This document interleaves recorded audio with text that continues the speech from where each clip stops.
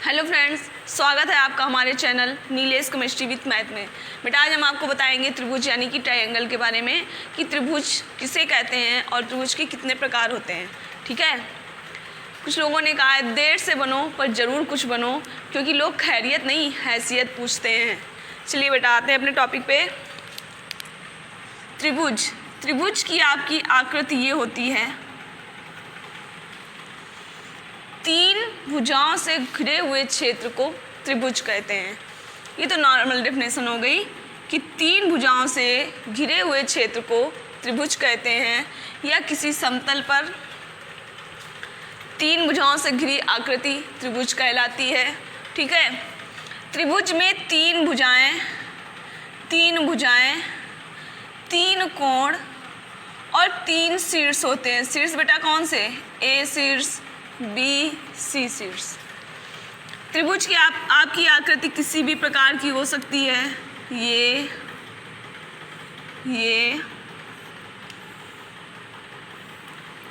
बस उसमें होनी कितनी चाहिए? तीन भुजाएं होनी चाहिए। ठीक है, तो इसे त्रिभुज कहते हैं। तीन भुजाएं, त्रिभुज में तीन भुजाएं, तीन कोण और तीन शीर्ष। ये शीर्ष होते हैं, ये शीर्ष, तीन शीर्ष होते हैं। ठीक है, त्रिभुज के तीनों कोणों का योग, कोण ए, कोण बी एंड कोण सी, त्रिभुज के तीनों कोणों का योग 180 अंश होता है।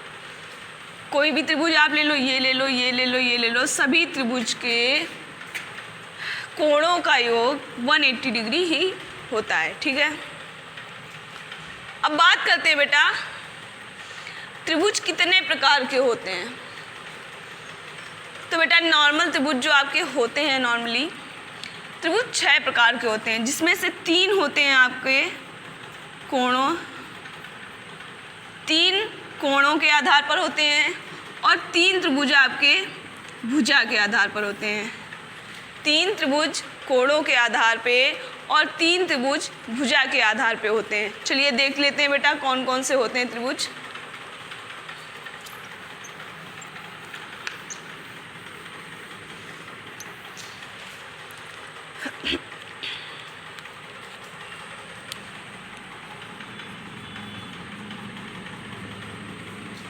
कोणों के आधार पर त्रिभुज 3 प्रकार के होते हैं।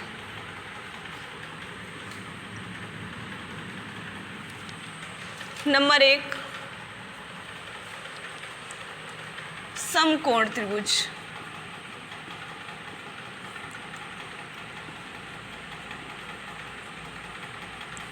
जिसको आप इंग्लिश में बोलते हो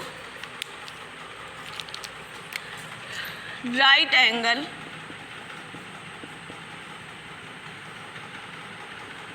ट्राइएंगल। तो बेटा राइट एंगल ट्राइएंगल यानी कि समकोण त्रिभुज किसे कहते हैं? चलिए आपको मालूम है तो बताइए।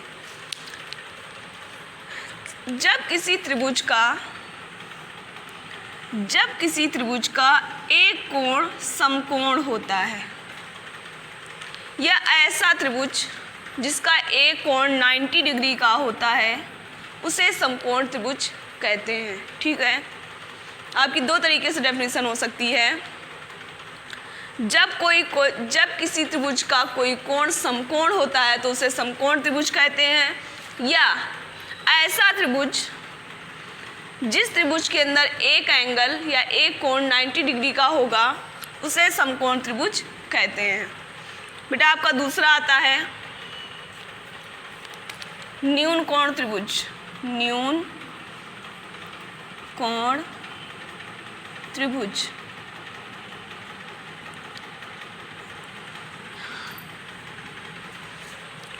बेटा न्यून कोण त्रिभुज को कहते हैं एक्यूट एंगल ट्राइएंगल। तो न्यून कोण त्रिभुज किसे कहते हैं? ऐसा त्रिभुज जिसका प्रत्येक कोण 90 डिग्री से कम होता है। ऐसा त्रिभुज जिसका प्रत्येक कोण 90 डिग्री से कम होता है उसे हम न्यून कोण त्रिभुज कहते हैं। इसके पहले एक वीडियो बेटा आपने बताया था, उसमें आपको समकोण, न्यून कोण, अधिक कोण सब बताया था। तो न्यून कोण किसे कहते हैं? एक्यूट एंगल किसे कहते हैं? जिसका कोण 90 डिग्री से कम होगा उसे एक्यूट एंगल या न्यून कोण कहेंगे। तो बेटा न्यून कोण त्रिभुज किसे कहेंगे? जिस त्रिभुज का प्रत्येक कोण 90 डिग्री से कम होगा उसे न्यून कोण त्रिभुज कहेंगे। जैसे कि A B C, A angle आपने ले लिया 45 डिग्री, बी एंगल ले लिया 60 डिग्री, बचा तीसरा एंगल। टोटल तीनों त्रिभुज के तीनों कोणों का योग 180 डिग्री होता है। तो देख लो तीनों कोण कितने हो गए, 5 6 4 10 यानी 105। अभी कितना बचा बेटा? 75। तो अगर एक 45 डिग्री, दूसरा 60 डिग्री, तीसरा हो गया 75 डिग्री। तीनों कोणों का योग तो 180 डिग्री आएगा, लेकिन सभी कोण 90 डिग्री से कम होंगे। ठीक है, उसे कहते हैं न्यून कोण त्रिभुज। बेटा तीसरा इसमें आपका होता है अधिक कोण त्रिभुज।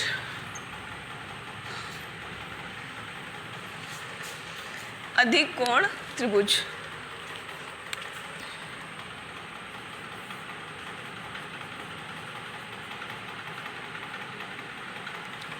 अधिक कोण त्रिभुज जिसको बेटा कहते हैं एब्ट्यूस एंगल।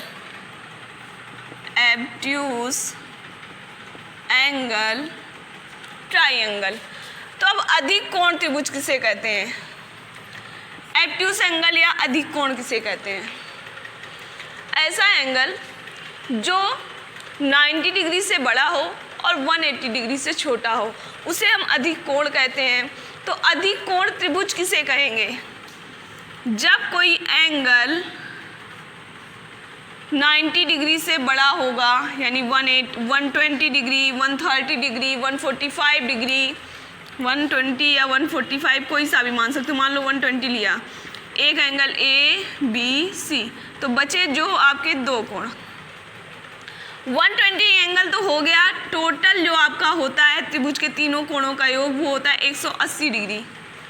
तो शेष कितना बचा? शेष बेटा आपका बचा 60 डिग्री। तो ये दोनों एंगल या तो 30 डिग्री के होंगे, या एक मान लो 35 का है, दूसरा 25 का हो गया, या एक 30 दूसरा 30, 30 डिग्री। मतलब कि टोटल त्रिभुज के तीनों कोणों का योग 180 आएगा, आपका कोई सा एंगल कितने का भी हो।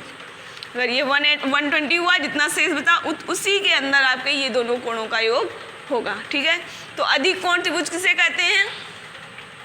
जिस त्रिभुज का कोई एक एंगल 90 डिग्री से बड़ा या 180 डिग्री से छोटा हो, या किसी त्रिभुज का ऐसा त्रिभुज जिसका एक कोण अधिक कोण हो उसे अधिक कोण त्रिभुज कहते हैं। ठीक है, ये तो होगा कोणों के आधार पर त्रिभुज के प्रकार। अब देखते हैं बेटा भुजा के आधार पर। देखते हैं बेटा भुजा के आधार पर त्रिभुज कितने प्रकार के होते हैं। भुजा के आधार पर त्रिभुज 3 प्रकार के होते हैं, उसी प्रकार जैसे कोणों के आधार पर 3 प्रकार के होते हैं। तो भुजा के आधार पर कौन कौन से त्रिभुज होते हैं? एक तो होता है आपका समबाहु त्रिभुज। समबाहु त्रिभुज, इक्विलेटरल ट्रायंगल, इक्विलेटरल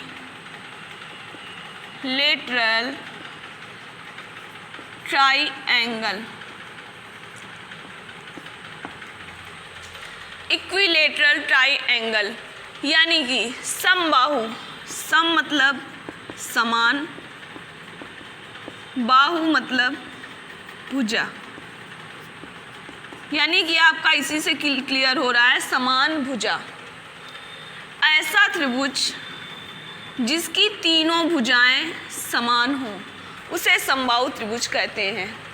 और बेटा आपको ये भी मालूम होना चाहिए, जिस त्रिभुज की तीनों भुजाएं समान होती हैं उसके तीनों कोण भी समान होते हैं। अगर ये एक भुजा 2 सेंटीमीटर की है तो दूसरी भी 2 सेंटीमीटर की और तीसरी भी 2 सेंटीमीटर। इसके प्रत्येक कोण 60 डिग्री के होते हैं। किसमें बेटा? समबाहु त्रिभुज में। समबाहु त्रिभुज का प्रत्येक कोण 60 डिग्री का होता है। क्यों? समबाहु त्रिभुज की तीनों भुजाएं बराबर होती हैं, तो बेटा उसके तीनों कोण भी बराबर होते हैं। तो भुजा के आधार पर जो त्रिभुज है उसमें एक आता है समबाहु त्रिभुज जिसकी तीनों भुजाएं बराबर होती हैं। दूसरा बेटा आपका होता है समद्विबाहु त्रिभुज। समद्विबाहु त्रिभुज। समद्विबाहु त्रिभुज को कहते हैं आइसोस्केल्स। Isosceles triangle. समद्विबाहु, समद्वि, बाहु मीन्स भुजा जिसकी दो भुजाएं, समद्वि, द्वि का मतलब दो।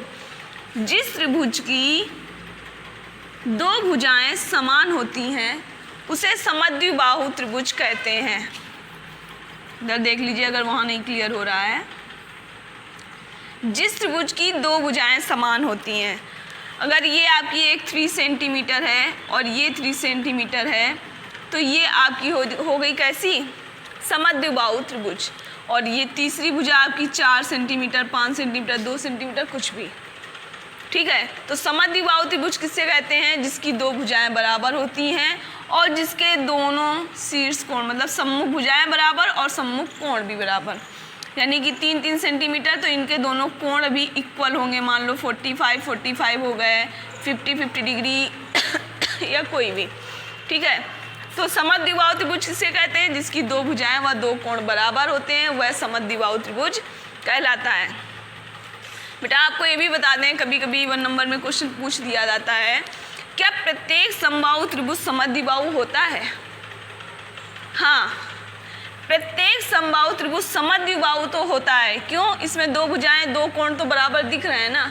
तीसरा भी हमें नहीं देखना है, सिर्फ हमें ये पूछ रहा है क्या प्रत्येक समबाहु त्रिभुज समद्विबाहु त्रिभुज होता है, तो हाँ। लेकिन अगर कह दिया जाए क्या प्रत्येक समद्विबाहु त्रिभुज समबाहु त्रिभुज होता है, तो गलत।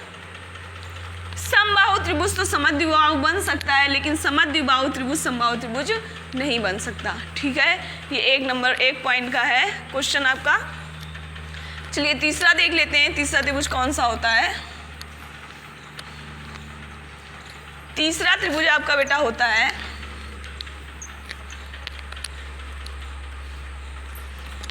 विषमबाहु त्रिभुज। विषमबाहु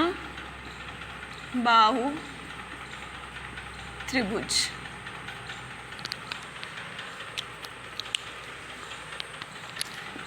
स्केलेन ट्राइएंगल।